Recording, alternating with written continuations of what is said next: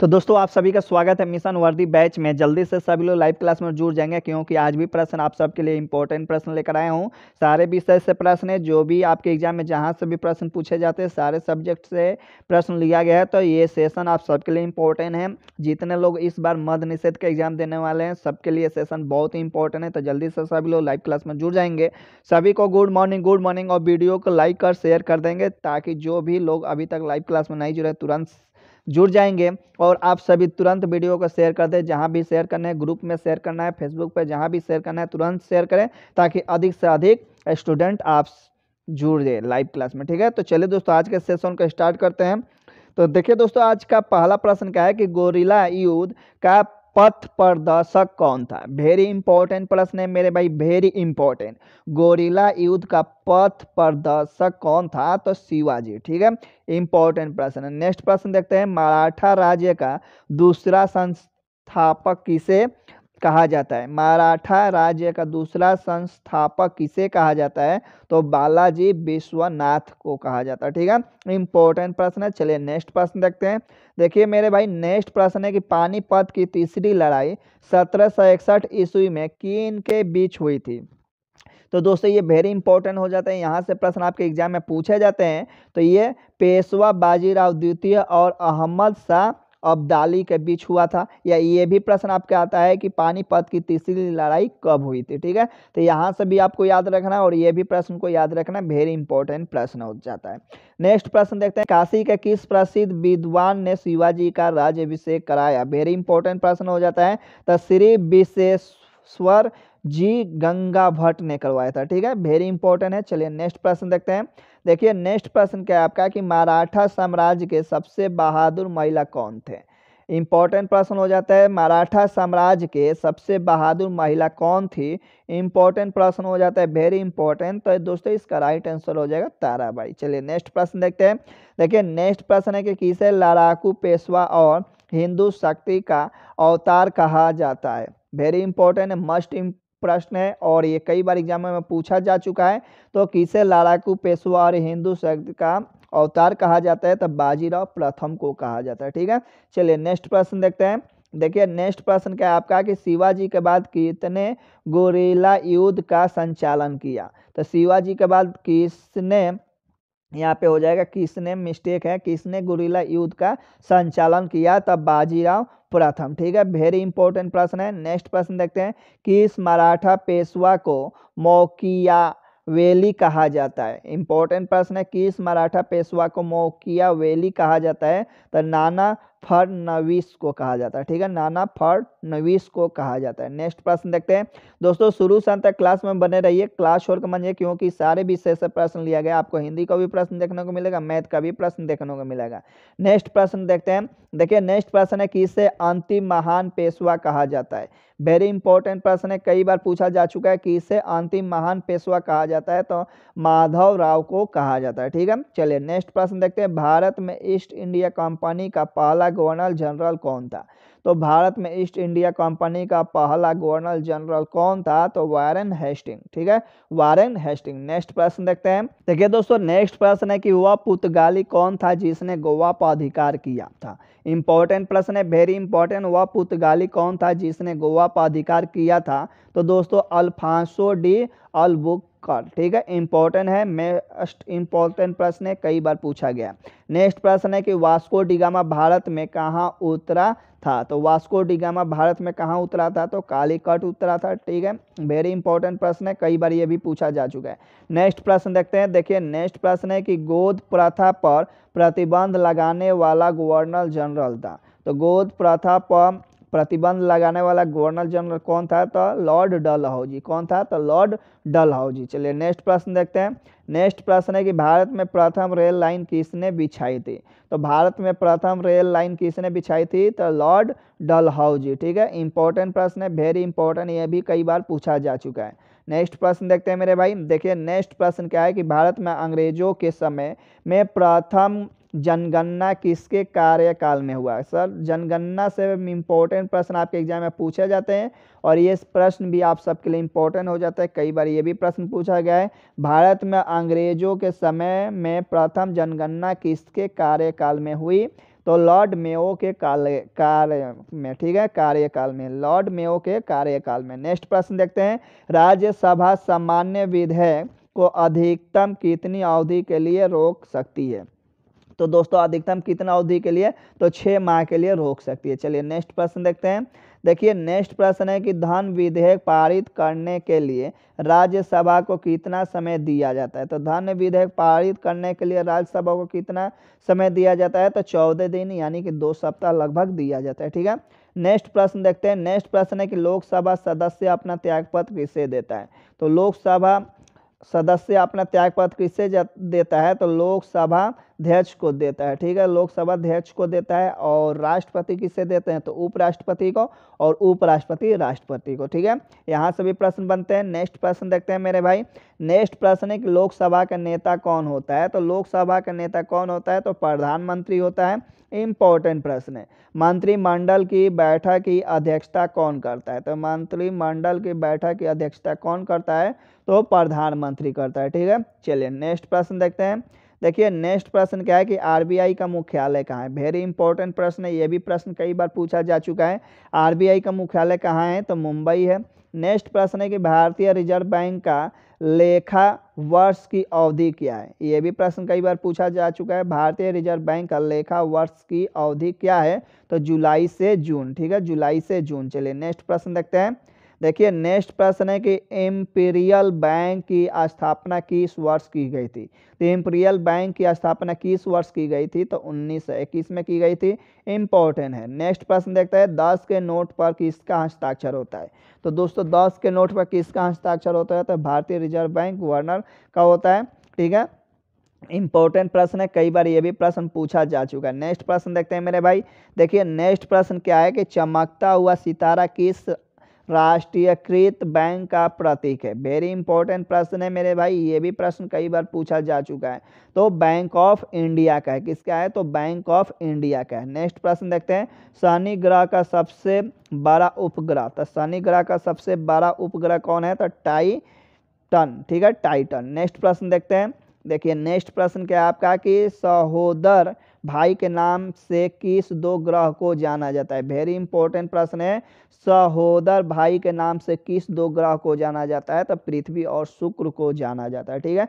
Very important प्रश्न है मेरे भाई। नेक्स्ट प्रश्न देखते हैं, क्षुद्र ग्रह किन ग्रहों के बीच पाए जाते हैं? तो क्षुद्र ग्रह किन ग्रहों के बीच पाए जाते हैं? तो मंगल और बृहस्पति के बीच, ठीक है। इंपॉर्टेंट प्रश्न है, ये भी प्रश्न आपके एग्जाम में आया हुआ प्रश्न है। नेक्स्ट प्रश्न देखते हैं मेरे भाई, सूर्य ग्रहण कब होता है? ये भी प्रश्न यहाँ से आपके एग्जाम में प्रश्न जरूर पूछे जाते हैं। चंद्र ग्रहण और सूर्य ग्रहण, यहाँ इस बात को एकदम स्टार डाल लीजिए। ये प्रश्न 100% आपके एग्जाम में पूछे ही जाते हैं, ठीक है। तो ये क्या होता है? सूर्य ग्रहण कब होता है? सूर्य और पृथ्वी के बीच में चंद्रमा जब आता है तो वो क्या हो जाता है? सूर्य ग्रहण हो जाता है, ठीक है। सूर्य ग्रहण कब होता है? तो सूर्य और चंद्रमा के बीच, सूर्य और पृथ्वी के बीच में चंद्रमा जब आता है तो सूर्य ग्रहण होता है। और चंद्र ग्रहण कब होता है? सूर्य और चंद्रमा के बीच जब पृथ्वी आ जाता है तब होता है, ठीक है। इन दोनों बातों को आप लोग ध्यान में रखिएगा। वेरी इंपॉर्टेंट प्रश्न है, डबल स्टार डाल लीजिएगा, ठीक है। चलिए नेक्स्ट प्रश्न देखते हैं। देखिए नेक्स्ट प्रश्न क्या है कि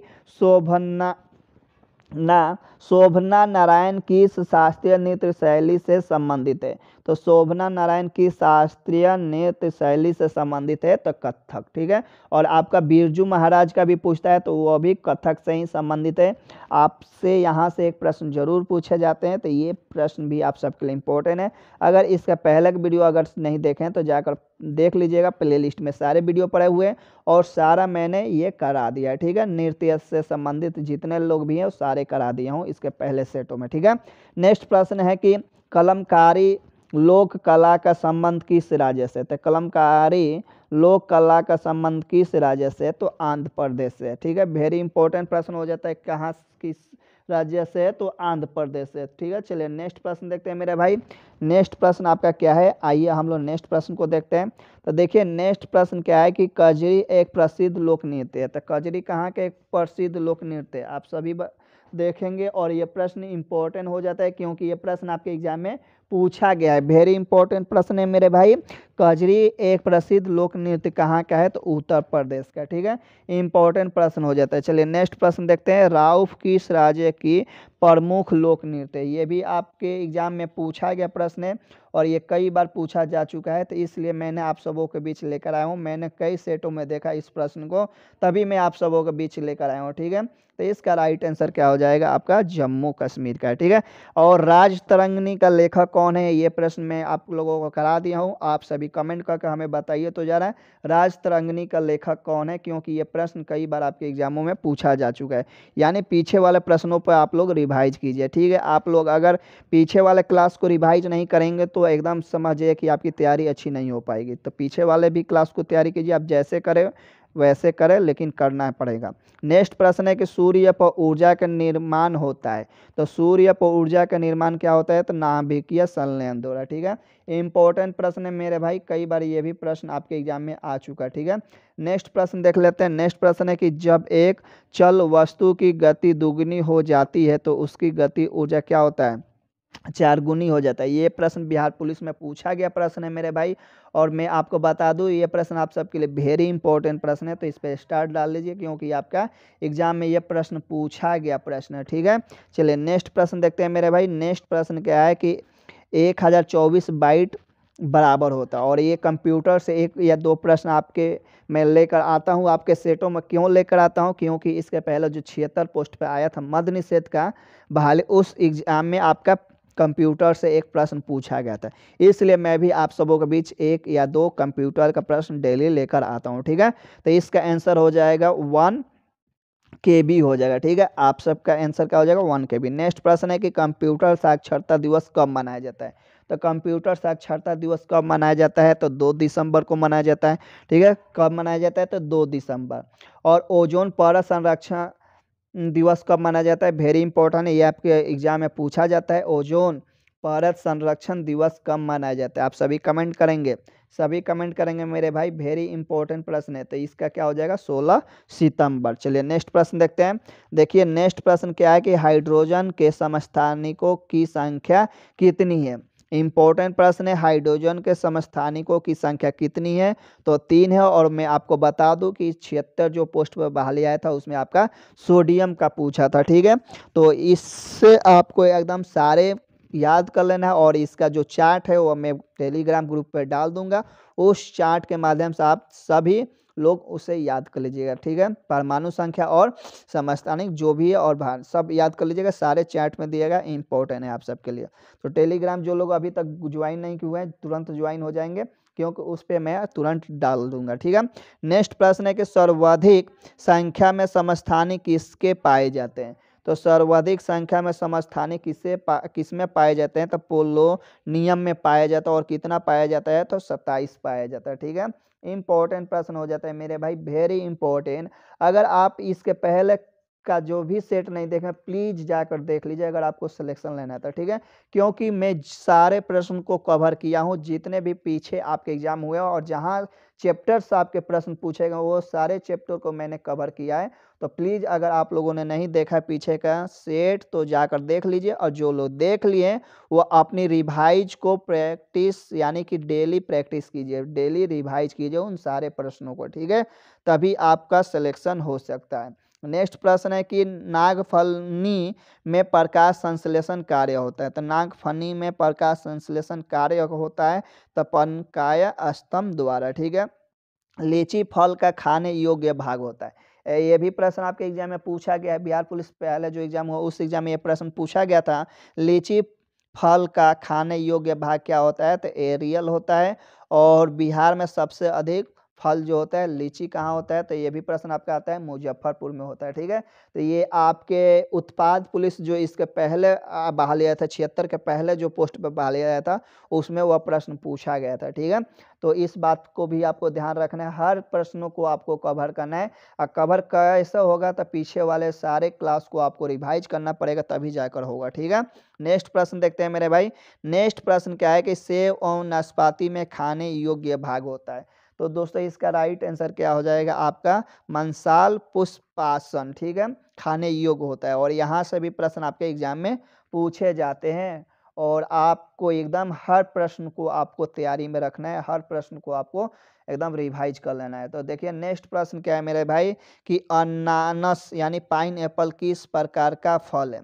ये भी प्रश्न आपके एग्जाम में पूछा गया। ये तो प्रश्न अभी तक नहीं पूछा गया, लेकिन ये प्रश्न आपका पूछा गया। ठीक है, वेरी इंपॉर्टेंट है, साइकोनस। ठीक है, कैसा फल है? तो साइकोनस है। चलिए नेक्स्ट प्रश्न देखते हैं। देखिए नेक्स्ट प्रश्न क्या है? अंतर्राष्ट्रीय श्रमिक दिवस कब मनाया जाता है? तो अंतर्राष्ट्रीय श्रमिक दिवस कब मनाया जाता है? तो 1 मई को मनाया जाता है। इंपॉर्टेंट प्रश्न है कि अंतर्राष्ट्रीय श्रमिक दिवस कब मनाया जाता है? तो 1 मई को मनाया जाता है। ठीक है, और इंडिया ऑफ माई ड्रीम्स के लेखक कौन है? तो इंडिया ऑफ माई ड्रीम्स के लेखक कौन है? तो M.K. गांधी यानी महात्मा गांधी है। ठीक है, और आपको मैं बता दूं कि पुस्तक से संबंधित एक प्रश्न आपके एग्जाम में जरूर पूछे जाते हैं, और मैं पुस्तक से संबंधित लगभग 2 वीडियो बनाया हूं। उस वीडियो को आप लोग जाकर प्लीज़ देख लीजिए, और वो आप वीडियो में आपके प्लेलिस्ट में डाल दिया हूँ, तो वहाँ से आप जाकर देख लीजिए। अगर आप एक एक नंबर जोड़ना चाहते हैं तो उस वीडियो को कवर कर लीजिए। ठीक है, तभी, नहीं तो आप एक एक नंबर के लिए आप खुद समझते हैं कि एक नंबर के लिए किसी का रिजल्ट नहीं होता है। तो आप चाहते हैं कि रिजल्ट हो, तो आपको एक एक नंबर पकड़ कर तैयारी करना पड़ेगा। ठीक है, चलिए नेक्स्ट प्रश्न देखते हैं। देखिए नेक्स्ट प्रश्न है कि तानसेन सम्मान किस राज्य सरकार ने शुरू किया?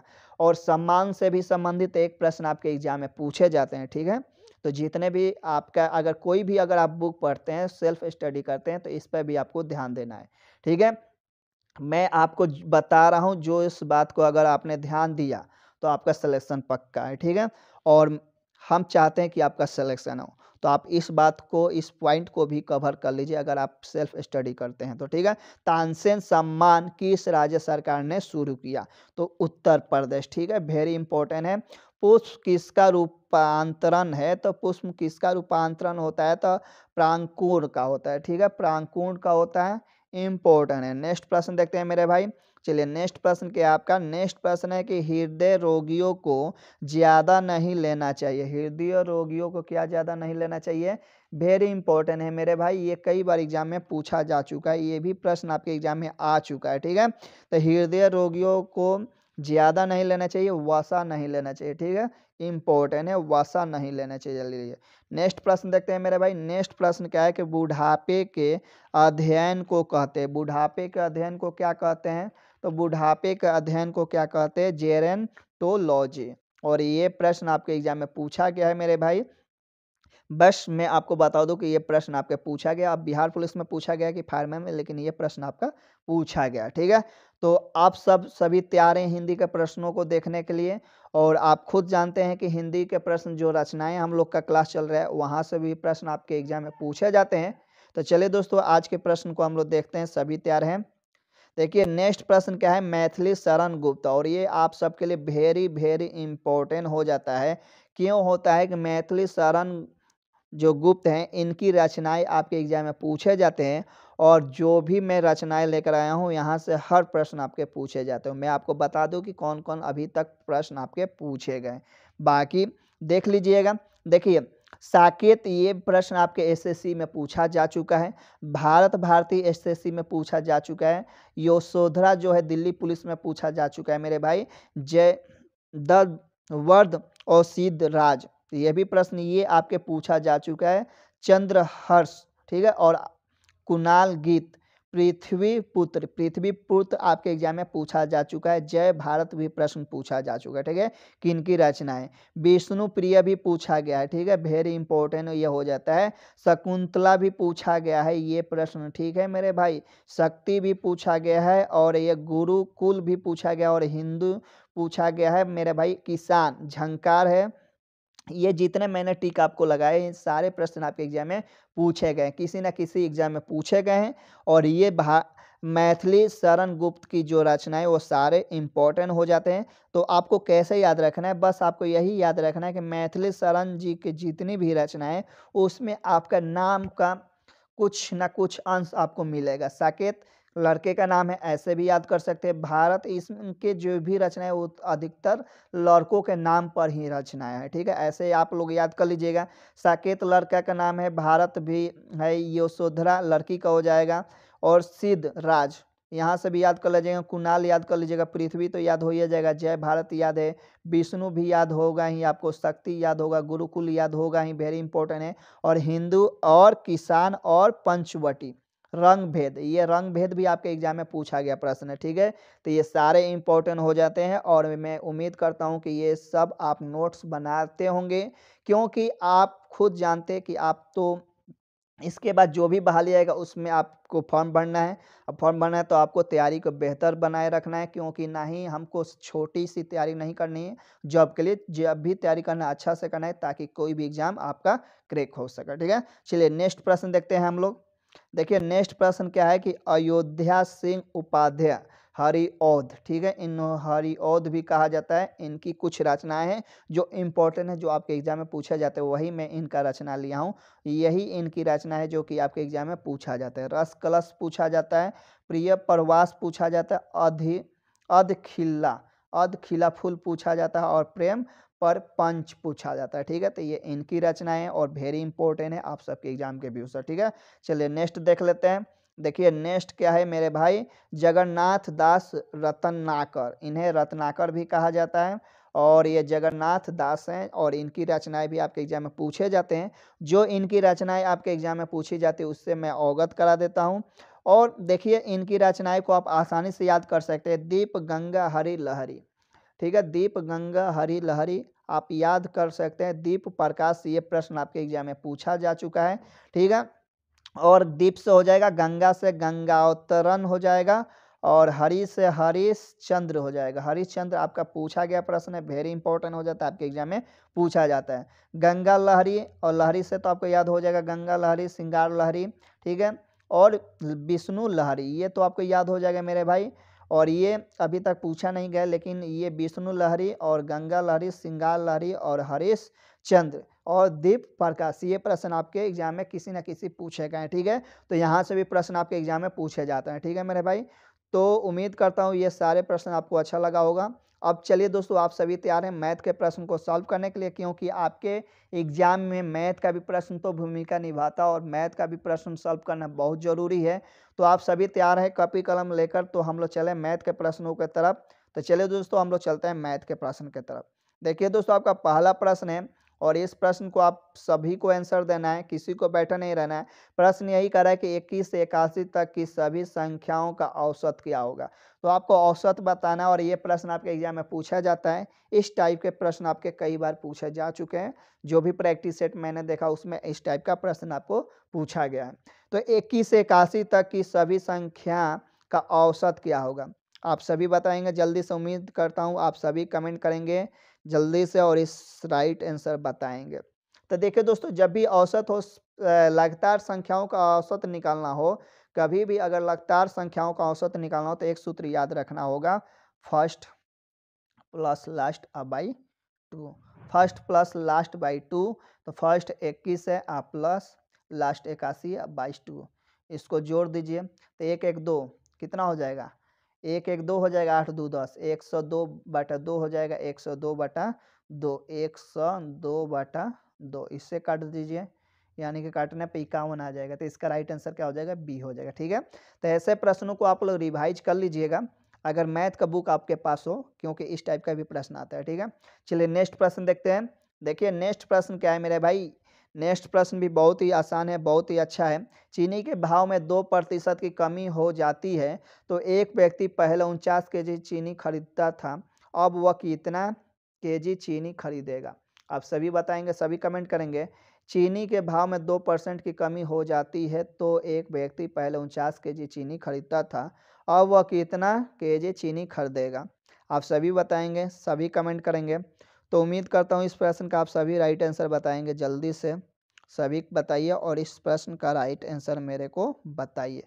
तो देखिए दोस्तों, सबसे पहले तो आपको परसेंटेज को भिन्न में बदलना आना चाहिए। 2% का मान क्या हो जाएगा, 2 बटा क्या होगा, 100 होगा। इसको काटेंगे तो क्या हो जाएगा, 1/50, यानी कि 1 बटा क्या हो गया, 50।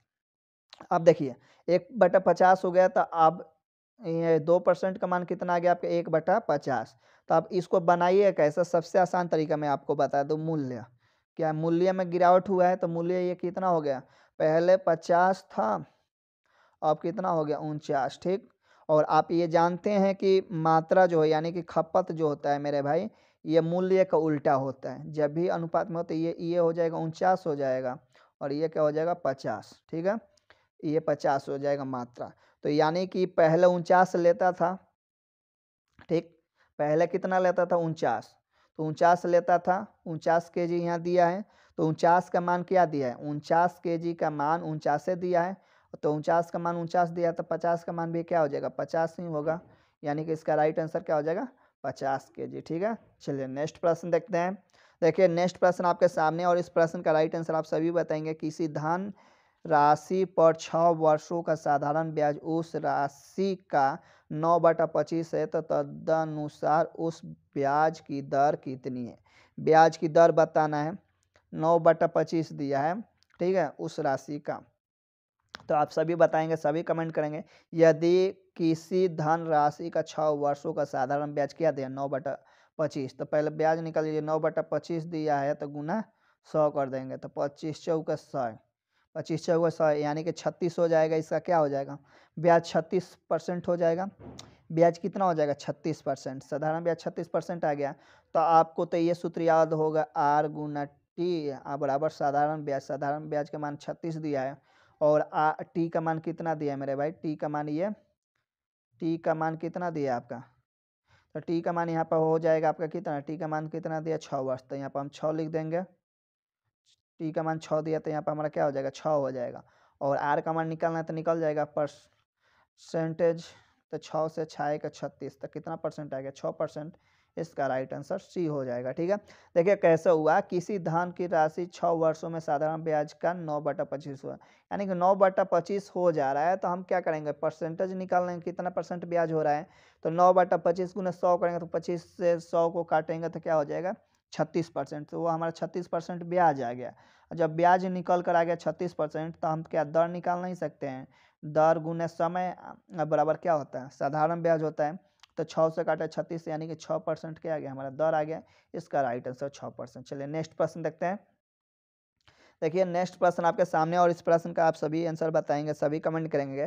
प्रश्न यही कर रहा है, रीतू की सैलरी नीतू की सैलरी से 50% अधिक है, तो नीतू की सैलरी रीतू की सैलरी से कितनी प्रतिशत कम है। और ये प्रश्न पिछले बार आपके एग्जाम में पूछा गया था। ठीक है, तो ये प्रश्न आप सबके लिए इंपॉर्टेंट हो जाता है, और देखता हूँ किसका किसका सही आंसर आता है। सभी का सही आंसर आना चाहिए, सभी का राइट आंसर आना चाहिए, क्योंकि ये प्रश्न पीछे आपके एग्जाम में पूछा गया प्रश्न है। ठीक है, तो उम्मीद करता हूँ। देखिए प्रश्न यही कर रहा है कि रीतू की सैलरी नीतू की सैलरी से 50% अधिक है, तो नीतू की सैलरी रीतू की सैलरी से, यानी कि नीतू की बात हो रहा है। तो ठीक है, तो आपका किसका बात हो रहा है, नीतू का बात हो रहा है। तो यहाँ कह रहा है रीतू की सैलरी जो है नीतू की सैलरी से 50%, यानी कि नीतू की सैलरी मान लीजिए 100, नीतू की सैलरी कितने है 100, तो रीतू की सैलरी 50% अधिक है, यानी कि इसका 50 अधिक है, यानी कि 150 हो जाएगा। इसका रीतू का 150 हो जाएगा, और नीतू का कितना हो जाएगा 100। और ये आपसे कह रहा है कि नीतू की सैलरी रीतू की सैलरी से, यानी कि तुलना किससे कर रहा है, नीतू का कर रहा है। तो नीतू का कितना कम है, तो इस नीतू का इससे कितना कम है, 50 कम है, तो इसी का नो निकालना है आपका प्रतिशत। तो निकाल दीजिए, नीतू का कम कितना है 50, ठीक। और ये किससे बात हो रहा है, तो ये आपका हो जा रहा है इससे बात, ऋतु से। तो इसकी सैलरी कितना है 150, ठीक है, इसकी सैलरी क्या है 150, और गुना 100, परसेंटेज के लिए 100, 1 0 से 1 0 कट जाएगा, 5 से काटेंगे तो 3, यानी कि कितना आ गया 100/3 आ जाएगा।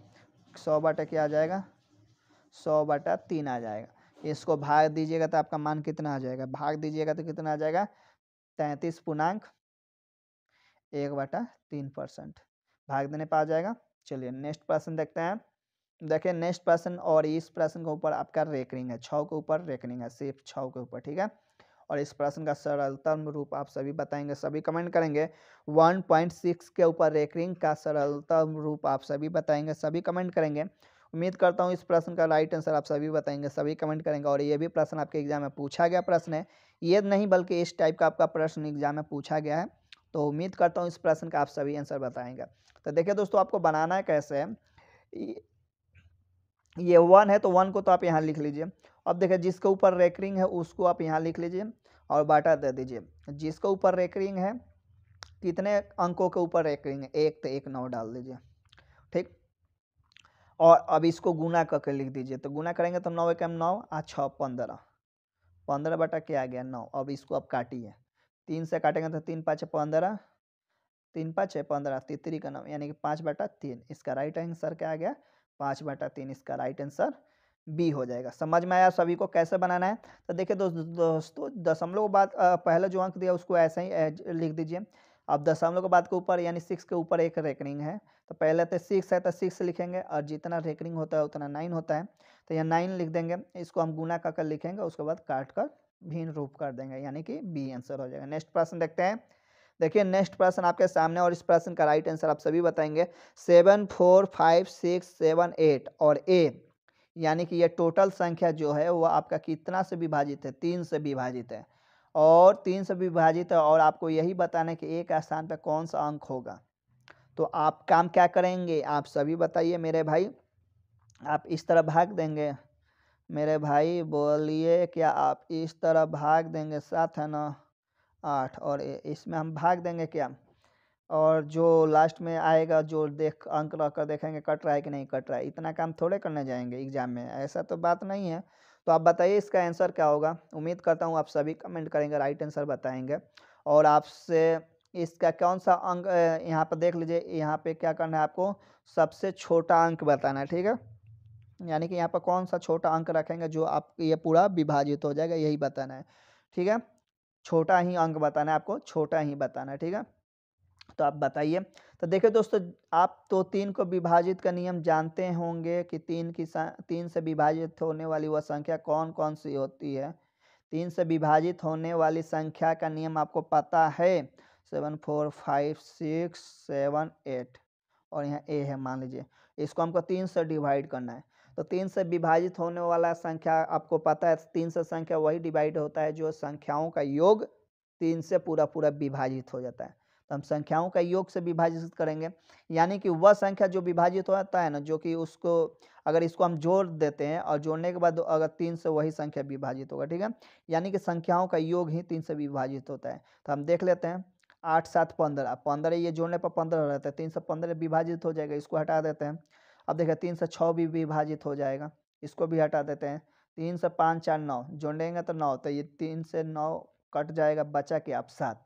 अब हमको क्या करना है, 7 को विभाजित करना है, लेकिन 7 में वो कौन ऐसी संख्या जोड़े जो कि 3 से विभाजित हो जाए, और वो छोटी संख्या हमको जोड़ना है, ठीक है। ऑप्शन में जो छोटी संख्या वही आपको देखना है जोड़कर कि कौन सी संख्या लें। तो अगर 7 में हम 2 जोड़ेंगे तो 9 होगा।